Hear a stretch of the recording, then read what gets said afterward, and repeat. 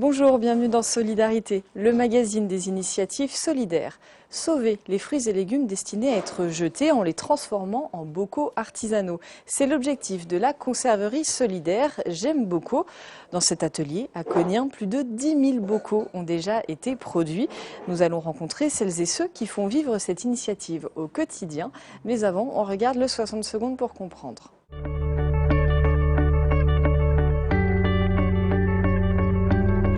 Merci beaucoup. J'aime beaucoup est une conserverie solidaire qui valorise des fruits et des légumes disqualifiés, écartés de la vente bien que comestibles, en conserve artisanale au service de la création d'emplois pour des personnes en situation de fragilité. Dans ces ateliers, les bocaux sont fabriqués en petite quantité à partir de fruits et légumes collectés au fur et à mesure des saisons.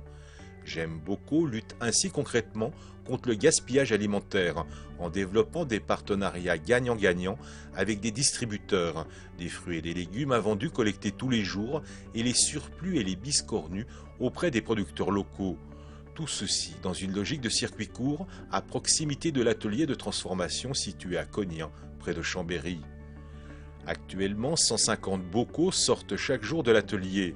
Un tiers de la production est écoulé en vente directe sur les marchés et dans le magasin de l'association.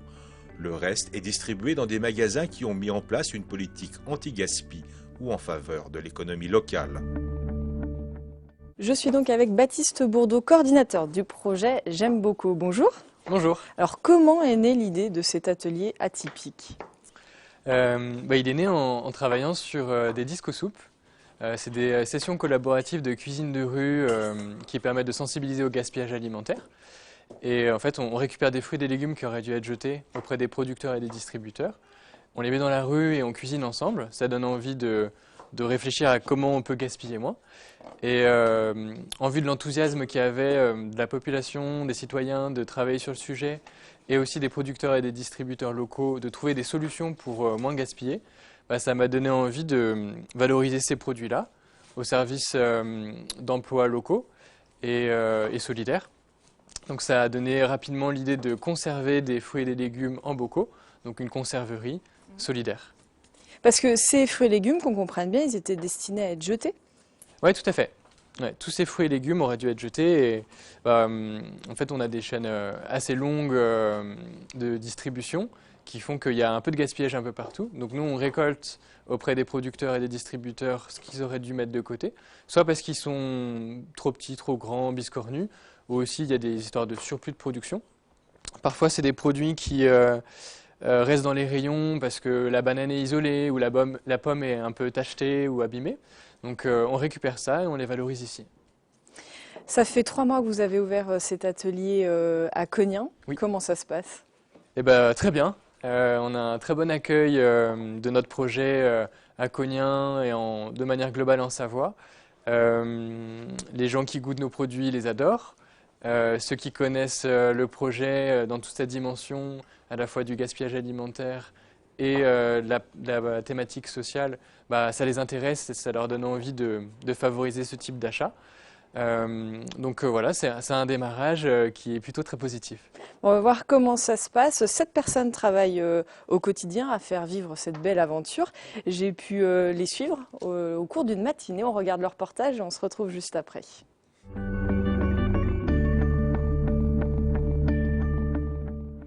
Chaque année, 10 millions de tonnes de nourriture sont jetées en France.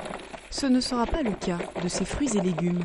Chaque matin, Paolo sillonne les rues de l'agglomération de Chambéry. Les haltes sont toujours les mêmes, l'arrière de quelques grandes surfaces, la banque alimentaire. Il récupère des fruits et légumes non vendus, un peu abîmés, un peu fatigués. De retour à l'atelier, la collecte de la veille est déjà entre les mains de Diane et de Lydia. Je suis en train de parer. En fait, parer, c'est le terme culinaire, on va dire. Donc, je coupe les mangues. Donc, j'enlève les peaux et je les coupe pour faciliter la cuisson. J'ai déjà fait une formation en cuisine gastronomique, donc du coup, je suis dans le... Comment on pourrait dire ? Je suis à ma place. Ouais, trop bien. J'aime bien la cuisine et tout depuis longtemps, donc ça me fait plaisir ce que je fais. Voilà. C'est bien déjà, il y a des fruits, légumes avant de rentrer ici, on ne l'aime pas. comme tout le monde. Là maintenant, ça a pris du goût, ça donne confiance pour voir qu'on peut faire autre chose pour les fruits que manger comme ça, quoi, que ça sert d'autres choses. Parce que là, on sait que maintenant, on jette moins, même à la maison, on sait que ça apporte quelque chose pour d'autres personnes. Depuis l'ouverture de l'atelier il y a 3 mois, plus de 10 000 bocaux ont déjà été produits par la petite équipe. 80% des denrées collectées sont transformées en confiture et en chutney. On peut appeler ça une fierté, hein. Parce que quand on voit, depuis qu'on est là, on a travaillé un peu plus d'1 tonne de fruits et légumes. Quand on sait que ça allait être jeté, ça allait tout simplement atterrir dans des bennes classiques et puis dans les usines d'incinération. On se dit au monde on a fait quelque chose, quoi. Puis des produits sains, quoi, au final, tout se mange, quoi. Et puis ce qu'on ne garde pas, entre guillemets, j'ai envie de dire, c'est pas grave, on y jette, mais en compost. Donc c'est jeté intelligemment, pas dans une benne classique. Donc même ne serait-ce que ça, c'est déjà beaucoup, quoi. La conserverie solidaire propose une trentaine de recettes différentes à ses clients. Une belle preuve de créativité, une jolie renaissance aussi pour ces fruits et légumes jusqu'alors destinés à être jetés. Plus de 4 tonnes depuis l'ouverture de l'atelier de fruits et légumes ont été sauvés, Oui. Si on peut dire. Oui, tout à fait. C'est un bel exploit. Oui, c'est ce qu'on avait prévu, hein. L'idée, c'est de récupérer à peu près 2 tonnes de fruits et légumes par mois. Et nos partenaires jouent le jeu, donc ça fonctionne bien. Et après, sur cette partie-là, on a une partie qui va au compost, parce que c'est des fruits et des légumes qui sont abîmés. Et le reste, on peut le transformer et on fait des délicieux bocaux avec. Qui vient acheter vos produits ? Je pense qu'en effet, dans la communauté de départ qui a permis de soutenir le projet depuis le début, il y a clairement des personnes engagées qui sont dans des démarches de commerce équitable ou d'achat de produits locaux. Mais aujourd'hui, on voit que ça s'étend à un peu plus large. Et on vend aussi bien dans des petites boutiques qui sont proches de leurs clients et qui sont dans une démarche de produits locaux, que dans des supermarchés qui valorisent la question du gaspillage alimentaire. Donc aujourd'hui, on touche un peu tout le monde à partir du moment où quelqu'un a envie d'une confiture un peu originale. L'idée, c'est de développer votre réseau, que ce soit les points de collecte ou les points de vente ? Oui, alors surtout les points de vente aujourd'hui. Là, on a bien stabilisé la partie collecte pour la première phase. Et là, on rentre dans la phase de commercialisation. Donc, en effet, là, s'il y a des personnes qui nous entendent et qui souhaitent commercialiser les bocaux, c'est avec grand plaisir. On est aujourd'hui dans cette recherche-là. Il y a le volet gaspillage alimentaire, on l'a bien compris. Il y a aussi le volet humain. On est ici dans une association, un atelier d'insertion. C'est important qu'il y ait cet équilibre-là. Oui, tout à fait. Je pense que ça fait vraiment partie des fondations du projet dès son origine. Quand j'ai commencé à le lancer avec un groupe de citoyens, on était vraiment sur le triptyque du développement durable. De l'économique, oui, mais à condition qu'il y ait une dimension environnementale. On était sur un projet de lutte contre le gaspillage alimentaire et que ça ait du sens pour les salariés. Donc là, on travaille avec des personnes qui ont eu des parcours vraiment différents, qui sont aujourd'hui, qui rentrent avec une situation de fragilité.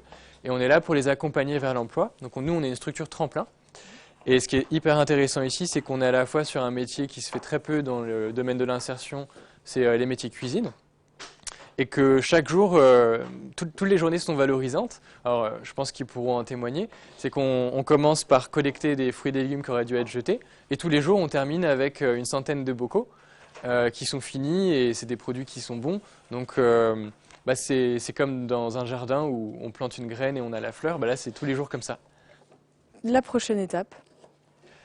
Alors, la prochaine étape, ça va être de stabiliser notre projet. Réussir à atteindre l'équilibre de vendre 40 000 bocaux par an pour pouvoir faire en sorte que tout ça fonctionne bien. Et on a plein de projets autour de la lutte contre le gaspillage alimentaire. Donc pourquoi pas faire du jus de pomme à partir de pommes glanées dans les Bauges. Pourquoi pas créer un atelier ici de cuisine pour que quiconque puisse venir cuisiner dans les moments où on ne se sert pas de la cuisine. On pense aussi à faire de la soupe. Mais bon, ça demande aussi des investissements. Il y a plein de possibilités de bocaux qui vont arriver. Voilà, mais on va voir un peu ce que l'avenir nous dira. L'idée, c'est de développer et de voir des enseignes J'aime beaucoup partout en France, ou c'est que ce modèle-là soit reproduit à votre échelle en restant à taille humaine un peu partout? Oui, on a très envie de capitaliser notre expérience, que ça puisse servir à d'autres. Aujourd'hui, on reçoit peut-être à peu près un mail par semaine de quelqu'un qui a envie de lancer un projet comme ça, ou d'une association qui fait déjà quelque chose et qui a envie de développer un autre projet de type J'aime beaucoup. Aujourd'hui, on ne peut plus répondre à toutes ces demandes et on pense à créer des modules de formation. Donc l'idée, c'est vraiment de transmettre toutes nos connaissances qui ont été acquises durant ces 3 dernières années pour que ça puisse s'aimer un peu partout, un peu comme l'ont fait les jardins de cocagne au niveau du maraîchage biologique. Vous avez utilisé un terme entrepreneur. C'est pas antinomique avec la solidarité? Ok. Moi, j'aime beaucoup le terme d'entrepreneur social. C'est bien mélanger la capacité d'oser entreprendre, d'oser créer, d'oser innover, mais tout en gardant une dimension sociale, humaine, et que ce soit une association ou une entreprise, on est plein aujourd'hui sur Terre à chercher cet équilibre-là. L'innovation au service de la solidarité, ça fonctionne bien. Ouais, complètement. Vous êtes fier? Oui, je suis très heureux aujourd'hui de voir l'équipe qui est là, avec des personnes qui sont bien au travail, de voir qu'on atteint nos objectifs de production, de voir que petit à petit on atteint nos objectifs de vente. C'est vraiment un très beau chemin qui a connu aussi ses zones d'ombre, mais voilà, il y a plein de lumière et c'est comme la vie, c'est un mélange de tout ça. Merci beaucoup, merci de nous avoir accueillis ici. Et on se quitte avec les mots de Diane qui est juste à côté au travail. J'ai pu la rencontrer tout à l'heure, on l'écoute.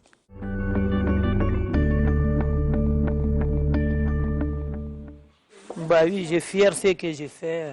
Ils sont gentils les chefs, ils nous font travailler bien. C'est vraiment bien ce qu'ils fait. Ouais. Ils ne traitent pas, ils nous font confiance, on fait ce qu'on aime faire, on donne des idées surtout. Par exemple, moi j'ai donné une idée pour les confitures. Par exemple, il s'appelle Délices de Diane, c'est pommes raisin. Voilà, donc il y avait trop de raisins. J'ai demandé Pierre, on peut faire pomme raisin. Il a dit d'accord, donc on a fait, il a surnommé Délices de Diane. Vous avez votre confiture? Voilà, j'ai mon confiture. Donc c'est bien. Du coup, on est parti, on est sorti plein de télé, il y a France D qui est venu. Maintenant, on est star. C'est la fin de ce magazine. Merci de l'avoir suivi. Merci à vous de nous avoir accueillis dans cet atelier. N'oubliez pas, vous pouvez nous envoyer vos coups de cœur solidaires à l'adresse solidarité@8montblanc.fr. Nous nous ferons un plaisir de venir vous rendre une petite visite. En attendant, on se retrouve dans 2 semaines pour un nouveau magazine. Même heure, même jour.